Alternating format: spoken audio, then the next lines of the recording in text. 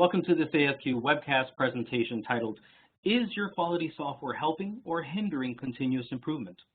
Overcoming common limitations and getting your quality software to be an ongoing enabler of change. I'm your host today, Pablo Baez with ASQ, and today we have with us presenting on this topic from the SIMCO expert team, John Connolly. Now, a little bit about John before we get things started. So John is a 40-year veteran based in Silicon Valley, California, and he's currently the Chief Commercial Officer for SIMCO Electronics. And he's held executive roles with AT&T, Bell Labs, Silicon Graphics, and several high-tech startups. As for his education, John completed the Executive Development Program at Northwestern University. He's completed his Master of Science in Electrical Engineering at Purdue University and his Bachelor of Science in Electrical Engineering at Rutgers University.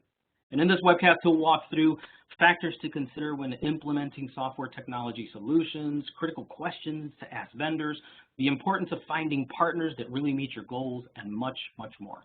So with that, let me pass the microphone over to John to get the presentation started. Hey, thank you, Pablo. It's an honor to be here and partner with ASQ. Just a quick slide on SIMCO, for those of you not familiar with the company. I've been there about 14 years now. We're actually a Silicon Valley-based company that's been around for 6 decades. We're celebrating our 60th anniversary this year. And we serve highly regulated manufacturers, typically in lives at stake markets like life sciences, aerospace, defense, automotive, etc. And we bring 2 different value propositions to those customers. One is we provide calibration and repair services. And the other thing we do is we have a suite of software under the CERDAC name that's used by our customers to drive quality compliance within their operations. The best part of our job is interacting with quality professionals and operations professionals in those companies. And this presentation today is built around the discussion and the learnings I obtained from those discussions. One of the ways that I distill down a lot of discussions that I have with my customers is they're driving to their organization to increase their quality management maturity, climb the mountain, if you will, and helping their organizations migrate to more mature organizations, and actually getting to the point where they've created a culture of continuous improvement. The really pinnacle of that climb, if you will, that quality management maturity, is actually getting that culture where you're not only driving consistent compliance, but you're actually continuously adapting, continuously improving your processes, your organization. Now, there are a lot of different versions of this model, this quality management maturity model. You may have your own preferred version. While there are many different flavors, there's a lot of consistency among them in terms of their progression and the ultimate aim of driving to that culture of continuous improvement. So whether you're climbing the mountain on the graphic I shared previously, or climbing a pyramid, or working your way up that arrow, what we're really talking about here today is how software can help you do that more effectively. By the way, the model that I am referencing, it came out of Carnegie Mellon University. They refer to it as CMMI, Capability Maturity Model Integration. But this is a constant imperative with my customers. And one of the reasons why it may be even growing in importance among FDA-regulated manufacturers is it's becoming more and more important to the FDA. The FDA is right now in the process of developing a program to assess pharmaceutical manufacturers on their quality management maturity. Why are they doing that? Because they've done some root cause analyses on things like drug shortages and came to the conclusion that there are too many companies that are driving towards compliance, CGMP compliance, but not doing enough to actually go beyond that, climb further up the mountain, if you will, and create that culture of continuous improvement. And the FDA is a firm believer that that is a core root cause of some of the problems they're seeing with their pharmaceutical manufacturers today. So increasing focus on this amongst regulation agencies like the FDA and amongst our customers. And of course, we all appreciate the benefits of continuous improvement. I don't need to, I'm preaching to the choir here, I'm sure, but you know, a company that succeeds in embracing that culture of continuous process improvement, they do that because not only they want to satisfy the FDA, but they know that that culture of continuous process improvement leads to many good things. It leads to better product and service quality. It leads to greater efficiency and productivity. It leads to employees that are more engaged and less turnover. Ultimately, it leads to more satisfied customers, more loyal customers, and greater company profits. So all of those benefits are typical benefits that you would expect to accrue as you achieve that culture of continuous improvement. Now, let me make a problem statement that this webcast is really focused on addressing, and I'll state it in 3 steps. First, we purchase software because it is intended to help us accelerate our quality maturity. Software, automation can help us enforce compliance in our processes. It can help us get more efficient and eliminate waste. And it can also help us measure key metrics so that we can monitor our performance. As a result, businesses are spending more and more on quality software every year. And I use the term quality software broadly. I'm not only speaking about quality management software, or QMS, but all of the components I've highlighted here and more. Effectively, any software that you're purchasing and putting in your operations to drive improved performance, improved quality, improved compliance. That investment is continuing to increase because it's been shown that the right software deployed can, in fact, help you mature your processes. That said, software is often cited as an inhibitor to change. That is manifested in multiple different ways. You know, sometimes people will complain that I can't get the reporting I need in order to analyze my performance. I can't export that data. I can't analyze it outside of the system. I can't sync it with other systems. The software is too hard to learn. The only person who knows how to use the software retired, and I don't have anyone else who knows how to use it. I don't have a system administrator who can drive the changes I need in the software to implement my continuous improvement ideas. You know, maybe I have the software that's already implemented just the way I wanted, and it's been validated. And in order to change it now to support a continuous improvement initiative, I would have to revalidate the software, and I don't have the resources to do that. And the list goes on. You know, I would challenge you to just stop and think for a moment yourself. How many times have you had a continuous improvement idea that was either delayed or denied, flat out denied, due to software-related limitations?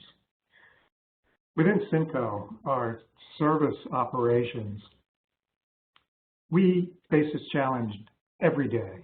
We have a highly automated operation, and we have a culture of continuous improvement. We have a regular flow of good ideas for continuous improvement.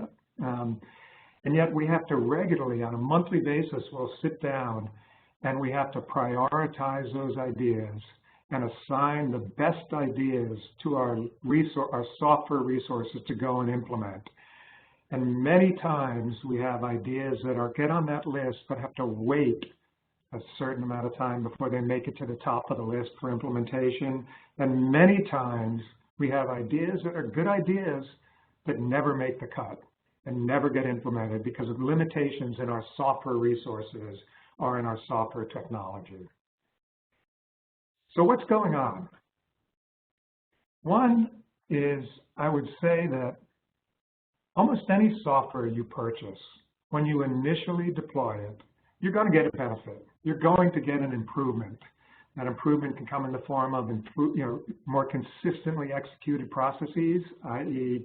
better quality, or it can come in the form of more efficient, more productive people, because you've been able to automate and eliminate some previously manual process. And yet, oftentimes, that same software that yields that upfront improvement ends up becoming static over time and doesn't yield, makes it more difficult for you to actually drive change after that. It's rare that you actually can get software deployed in a way that not only yields an upfront improvement, but is also helping you continue to adapt and evolve and change your processes over time in a way that can help you achieve that top of the mountain, the quality management maturity mountain. So what's the reason for that? Why do we so often end up stopping here with our software, getting the upfront improvement, and then seeing it become more of an inhibitor? And what does it take for us to put software in place that can act as a continuous enabler of change within our organization? I would argue there's three things to consider: software technology that you choose, the software vendor that you choose to partner with, and then your own mindset and how you approach your utilization of software. I'd like to spend time on each one of those, talking about how you can make choices to improve your probability of success and ongoing continuous improvement. Let's start with software technology. I'm going to simplify this and talk about two extremes, but in reality, it's clear that vendors fall within a spectrum somewhere between these two. Traditional software technology. Sorry about that. Was proprietary and monolithic in nature. It was typically developed entirely by the vendor. And over time, as it continued to evolve and get enhanced, it would become more intermingled, more difficult to break apart, more difficult to change. It was premise-based, meaning the software would be sold to you. You would have it deployed on your site, and you'd be responsible for managing that. It would be oftentimes difficult and expensive to customize. The workflow, the fields, the views, the scheduling, and the reporting. And oftentimes it would be difficult to extract data from within that software silo, if you will. Software technology has evolved dramatically, especially over the last decade. Modern software technology has addressed many of the limitations we see in traditional software technology. It's very modular, which makes it much more scalable and extensible. Modern software technology, software developers now are often assemblers of best-in-class components of different software technologies. Let me go acquire a best-in-class reporting engine, a best-in-class service scheduling engine, a best-in-class database management engine, and then let me combine those together and then add my own unique application on top of it. That makes it much more adaptable and configurable and future-proof. Modern software technology is no longer premises-based. It's almost always native cloud, which makes it much more scalable, extensible, and accessible anywhere, anytime. Instead of serving a specific site or maybe a group of sites behind your firewall, a native cloud architecture is very easy to scale, not only across your enterprise, but across your entire supply chain. Modern software technology is typically much more user-friendly, much more configurable, not only in terms of the views and workflows, but also in terms of any reporting and dashboards. It's also designed to allow data captured within the software to be shared, exported and shared with other systems as needed. Now again, that's a spectrum. Any vendor will fall somewhere in between there. But if you are looking for software that can adapt with you and not only deliver you that one-time upfront improvement in quality, but can actually help you evolve over time and continue to drive continuous improvements, modern software technology can serve you much better in that regard. And one of the challenges with that is, how do you know what you're buying is more traditional or modern in its underlying architecture? Just because you're buying something new doesn't necessarily mean that it's based on modern software technology.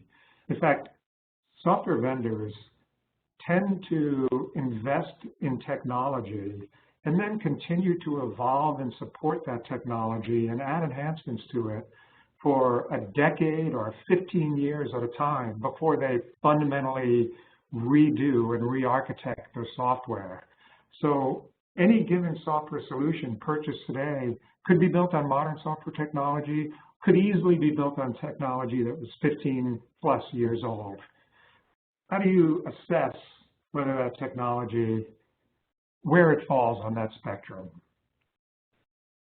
Here are some technology-specific questions you can ask vendors as you're evaluating alternatives.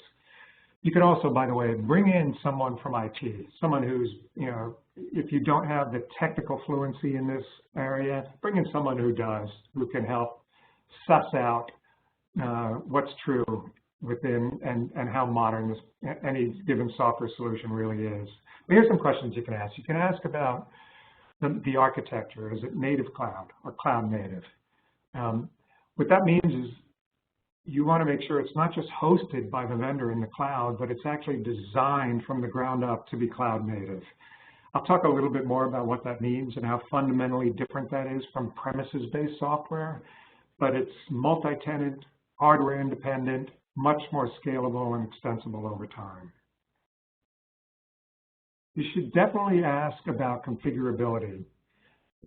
Thinking again, long-term, and how you're going to want to continue to evolve the software to meet your evolving needs.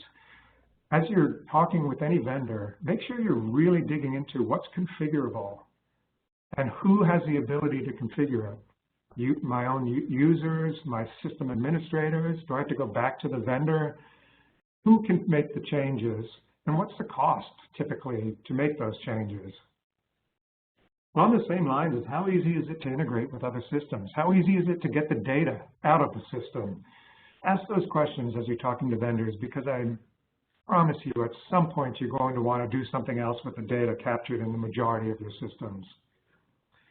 Make sure you're getting a complete demo of the software. Not only to look at the functionality, but also to assess the ease of use. How easy will it be for someone new who's hired to learn the software and adopt it? How efficient and frugal is the software in terms of your ability to get things done quickly with minimal clicks? And how configurable is it? Ask to see what it would take. Ask your vendor to demonstrate how they might tailor a report or a dashboard. Is it something you can easily do yourself? Or is it going to require more effort? Do you have to go back to the vendor again to do basic changes in reports and dashboards? Those are some of the technology-specific questions you can ask to try and assess where the vendor's product actually stands in terms of its modernity. In summary, choose software that can adapt. Software technology has changed dramatically. There are a lot of, when you select a vendor, even if it's not guaranteed that the software you're buying today is modern. So you want to take a look at that architecture carefully. That modern technology really does make a difference in terms of ongoing adaptation, ongoing support for continuous improvement. Think about that, not only your initial requirements, but what are your requirements likely going to be 3, 5, and more years down the road? That's the technology. Let's say you've now chosen modern software technology. What about the vendor itself? As this technology has evolved, so too has the relationship with vendors and the whole business model for acquiring software. The legacy model was, I will sell you software as a one-time transactional event. I'm selling you a product. You're responsible for managing that product going forward. The new model is a subscription model. I'm selling you software as a service. It is much more of a partnership-oriented model going forward that involves delivery of ongoing value as opposed to one-time upfront value. I'll make the comment that while we see that fundamental transition in business models, we still see many vendors that are struggling with making that. It's such a core and fundamental change from going from a product sale to a service partnership. We still see vendors struggling with making that change. And the more a vendor embraces a service partnership, the more you're going to have someone who's there for you when you're looking to adapt the software to meet your continuous improvement goals. So a little bit more on that. Here is the traditional software product model. I'll sell you a perpetual license to the software. You own it forever. And now it's your responsibility to put that software on a platform of middleware and operating system that sits on servers that you purchase and deploy, that you get the storage, you get the networking, you manage all of that. All of the data that is stored in your application, you're responsible for managing and backing up. On top of that, if you're an FDA-regulated company, you're going to want to verify and validate that software system, and you're going to have to do that yourself. And every time you update the software, you're going to have to do that again. And then you have to provide ongoing system administration. It's basically the entire burden for, once you've acquired that software, is on you, the purchaser. The new model, software as a service, is very different. Here, the vendor is charging you a monthly subscription fee, and in turn, they take a lot off your plate, especially around the IT burden. Now, the software is hosted in the cloud, which means that the vendor is responsible for managing everything below the application, the platform, the servers, the storage, the networking. The vendor is responsible for managing your data, keeping it safe and secure, and backing it up on a regular basis. For FDA-regulated companies, there's this issue of who's now going to perform the validation on that system, and that can be done by the vendor, or it can be done by the end customer. I'll talk more about that later. And at the end of the day, the customer is still responsible for the system administration of their particular configuration. Very different model. Vendors taking on a much bigger service burden, IT burden going forward. And it really is now more of an ongoing service relationship. That's what you're paying for when you pay a monthly subscription fee. I would argue that as you shift from a product purchase to a service partnership, there's really an opportunity there to look to that vendor in a different light and expect that there is an ongoing relationship with that vendor, not only to provide this underlying IT maintenance capability, but also to work with you to help you in achieving your continuous improvement objectives. I'll talk a little bit more about that in a minute. So here's some questions you might want to ask your vendor, not around the technology, but around the vendor and how they approach the relationship with you, to assess whether this vendor is going to be a good partner in helping you supporting your ongoing continuous improvement initiatives. Ask them about their typical engagement once they've deployed the software. If they scratch their head and are wondering what you're talking about, that's a cause potentially for concern. You want a vendor who will stay engaged and continue to support you once the software is deployed. Ask about ongoing professional services. Oftentimes you are going to want to evolve the software. Maybe you can do that with your own system administrators, but oftentimes you might need help from the vendor. So what are the options to get ongoing tailoring and ongoing training from the vendor, and what does it cost? Support, what kind of support will the vendor provide you on an ongoing basis? What kind of online support is there if someone new comes on board, and is there an online user guide, for example? How comprehensive and up-to-date is it? What's the frequency of upgrades and updates that the vendor is performing on your software? And how much visibility do you have into that? And is that cadence appropriate to your business? There are some vendors that might spread that out over a long period of time so that you're not seeing innovation very frequently. And others actually update the software on an incredibly rapid rate. What's right for your business? Again, in an FDA-regulated environment, you might want to be cautious about how often that software is getting upgraded. But of course, you also want to see some commitment to ongoing innovation on a regular cadence. So think about what's appropriate for you and make sure that that's what the vendor cadence for that is aligned. And then lastly, again, with an FDA-regulated environment, does the vendor validate the system for you? In a true cloud and native environment, for the first time, the vendor has the ability to do that on behalf of its customers. I'll talk about that in a minute. They don't necessarily always do that, but they have the ability to, and that could save significantly and really accelerate time to innovate, to drive change within your organization. What do I mean by that? Traditional software model says, I'm going to sell you software, and each individual installation, each individual sale is a new installation that goes on new hardware that the customer is responsible for deploying within their network. Because it's a new installation, it needs to be uniquely validated. The IQ, OQ, PQ has to be repeated for every new instance of the software. With cloud native model, there is one instance of the software. When a new customer is turned on, it's turned on as a tenant in the existing cloud infrastructure. There's not a new installation. It's just a new configuration within that cloud. As a result, the vendor, for the first time of a true native cloud software solution, can actually validate the software once for all of the tenants on that cloud. Now,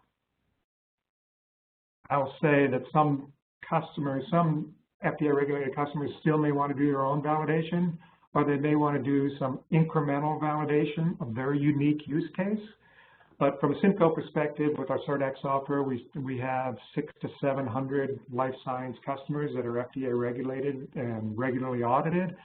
We perform the validation of our CertX software for them. We update that every time we update the software, and that meets the needs of 90% of our customers. The other 10% are doing some incremental validation themselves. One thing, just a quick tangent to be aware of, this is not necessarily a bad thing or a wrong thing, but just to be aware of, some vendors, as they're migrating their software from premises-based model to cloud, what they will do is they'll take their premises architecture, their existing software, and offer it as a cloud-based solution by hosting it for you. It's not, they haven't done anything to change the architecture, so it's not a native cloud solution, but now they can start charging you a monthly subscription fee in return for hosting that software for you. That's called sometimes cloud washing. It's sort of a pseudo cloud solution. It's not really a cloud architecture, but it's hosted by the vendor. So it still sometimes has some of the limitations of traditional software in terms of its lack of adaptability and scalability. Might not be the best solution for supporting ongoing continuous improvement, but something to be aware of and some signs to look out for. In summary, beyond the software technology, choose your vendors wisely.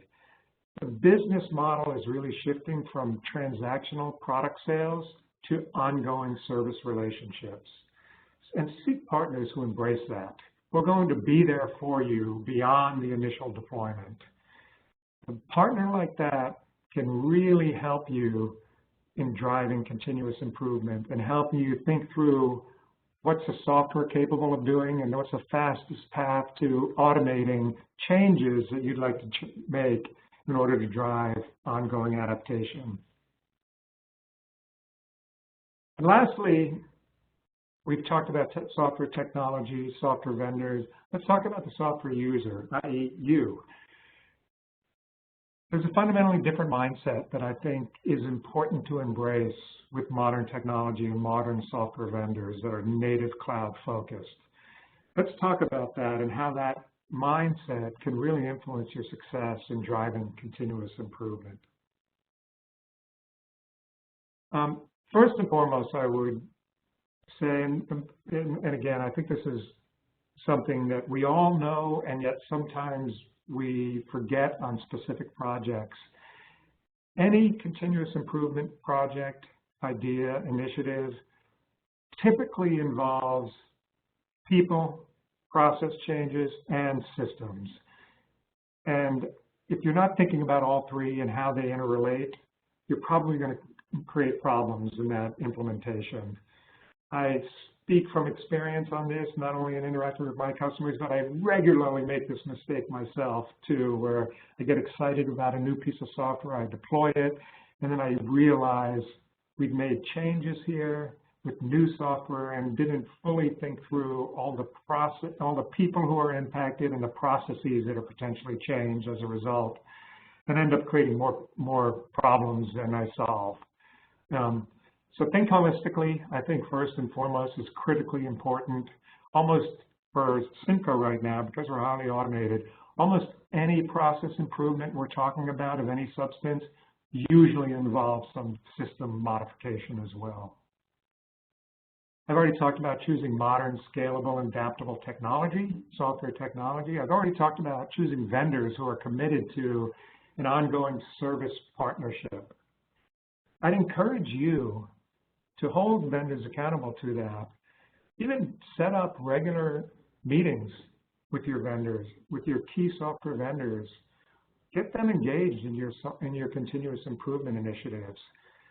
It's a win-win really for the vendor, because if you identify opportunities for continuous improvement that require some changes in the software, well, maybe you're going to end up spending a little more money on professional services with a software vendor, or maybe you go buy a new module or feature, or maybe you just commit to being a longer-term vendor to this customer to this vendor, because they're committed to you and the software is meeting your needs. So the vendor gains by partnering with you and helping you think through how software can enable and accelerate your continuous improvement initiatives. Here's a key one. Make sure you've got the right system administrator or administrators assigned for each key quality software system you have deployed.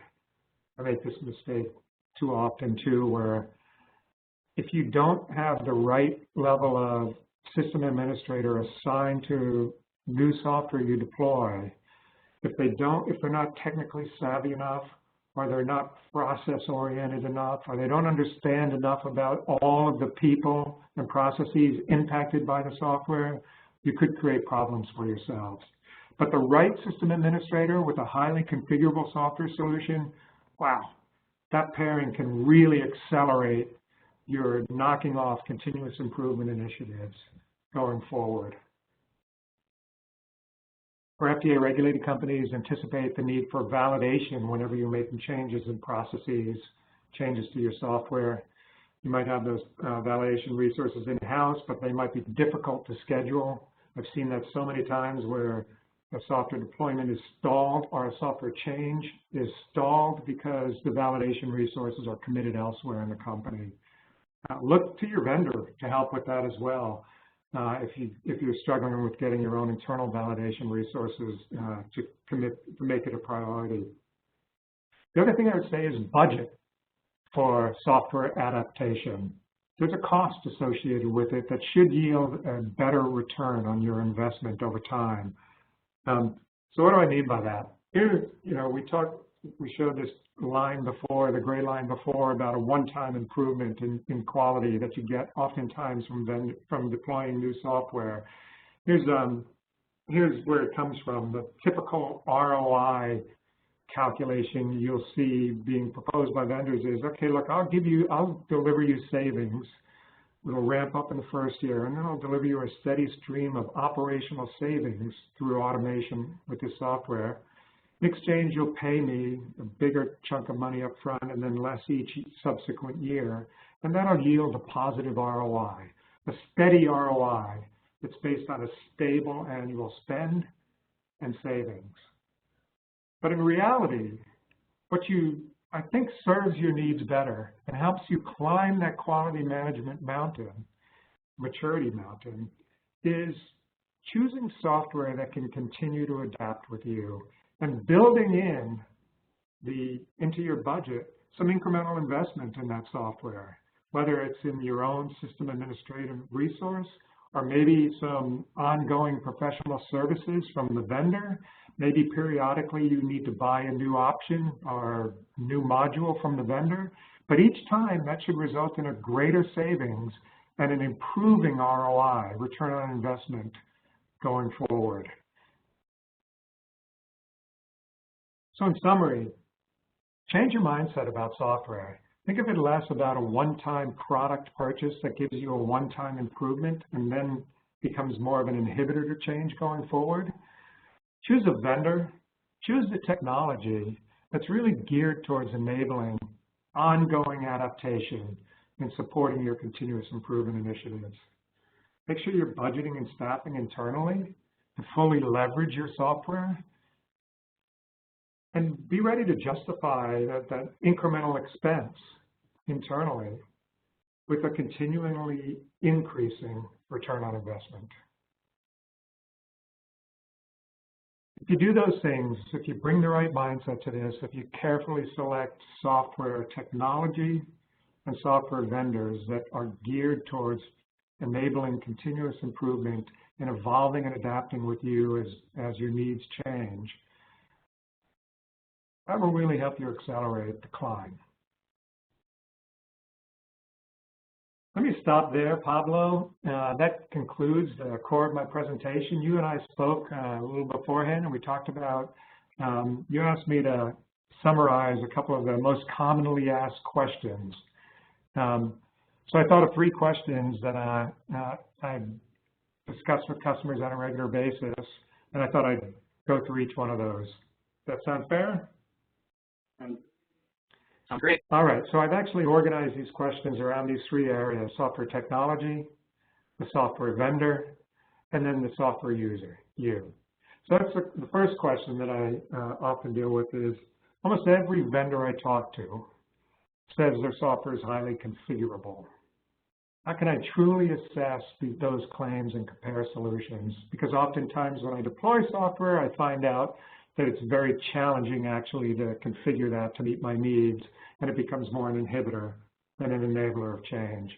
I think that's right on. I think, yes, every vendor nowadays knows to claim configurability, and they're right. I mean, every software is configurable. It's really a question of how easily and that configuration is, and who can do it. Highly and easily configurable software means you can make those changes.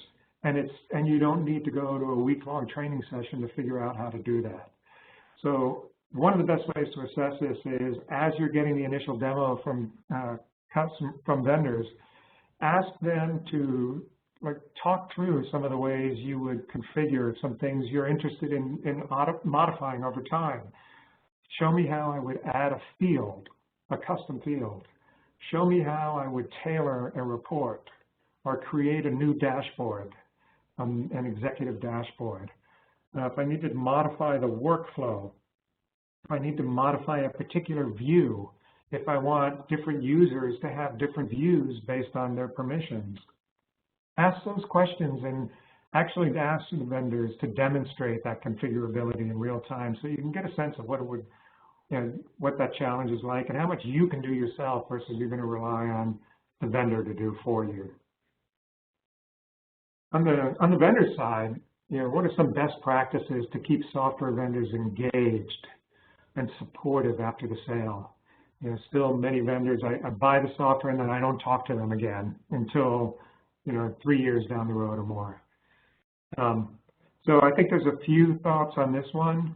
I think number one, you want to set the expectation up front with any software vendor you're considering that you want an ongoing relationship. You're paying a monthly service fee and you expect a service-oriented partner. Meet with them periodically, whatever that cadence is, whether it's once a year or once a quarter. Sit down with the vendor and say, okay, look, here are some of my key continuous improvement initiatives. These are some of the things I want to accomplish. I'm struggling doing that with the software, or I'd like your help in figuring out how to best do that with the software, and make them a partner in that. Again, that could really be a win-win situation for both you and the vendor in terms of establishing a long-term relationship and becoming a long-term loyal customer for them. Also, sometimes vendors will offer ongoing professional service packages, so you don't have to pay on a per project basis, but you might pay on an annual basis of a professional services fee that guarantees you a certain amount of hours from a named professional service resource that they're available, so you can interact with that person. They get to know you more, they get to know your particular installation, and they can brainstorm. It's easier to brainstorm with them on how to continue to evolve the software to meet your needs. Finally, last question. What are some of the most common mistakes you see quality and ops organizations make when deploying software? And I've made all of these myself, so let me start there. I think first and foremost is not thinking holistically enough, making sure every time you're thinking about a new software purchase, you're thinking about, okay, who are the people impacted? What are the processes that need to change? Thinking about those holistically when you're considering new software or when you're considering any kind of process change that involves that software. Number two, make sure you got the right system administrator. Depending on the complexity and the sophistication and the importance of the software, that might require a more savvy, more capable, more expensive system administration resource. But boy, that's money well spent. Especially with configurable software, they can really help you drive those continuous improvement initiatives and not have to go back to the vendor every time and pay for incremental professional services fees to get things changed. Also, I would argue an initial deployment of new software, what we often see is what I call digitization, not digitalization, meaning you can take manual processes and automate them and get some benefit. But in that process, you really want to think about, can I not just duplicate the process now electronically, but can I improve upon it? Now that it's digitally enabled, can I make the process better? Usually, when you're migrating manual processes to digitally enabled processes, there's a rich opportunity to actually make the process much better. So take advantage of that. And in order to do that, you really have to make sure you got the right process people involved and view that as an opportunity as you're deploying the software to really think through, all right, where's the waste in this process? Let me not just duplicate that waste in the new system. Let me figure out ways to partner with the vendor to actually deliver a much better digital process. Went through a lot. Hopefully this proved useful for you. Pablo, let me turn it back over to you, and thank you all for your time. Thank you so much for taking the time to share this valuable instructional presentation, and to SIMCO for bringing together this webcast for our members at ASQ. I really love the series of questions that you included at all the different stages of the process when you're looking to implement a software solution. I think these could almost act like a checklist for a lot of organizations to make sure that they're just covering their bases and at least knowing what to ask, right, in those critical moments. So I think this was wonderful. I will share now that if anybody would like to connect with our speaker or connect with SIMCO, they can email, they can check out the website, they can contact them via their mobile. John's email is john.connolly@simco.com, and the websites for the software and for SIMCO are cerdac.com and SIMCO.com. And SIMCO.com has a lot of additional resources as well, including white papers and case studies and more webinars like this. So make sure to check that out. To contact them directly and give them just a call and ask them some questions, the number is 408-420-4998. And to learn more about the topic through ASQ, you can, of course, visit ASQ's website at asq.org. You can also check out our global search, and that's at asq.org/search, for articles, case studies, courses, webcasts like this one, downloadable resources, etc. So don't miss that as well. All right, thanks again to our sponsor, SIMCO, and to our great speaker, and to all of you for joining us, and we hope to see you at our next Webcast event. Thanks so much, Pablo. Thank you.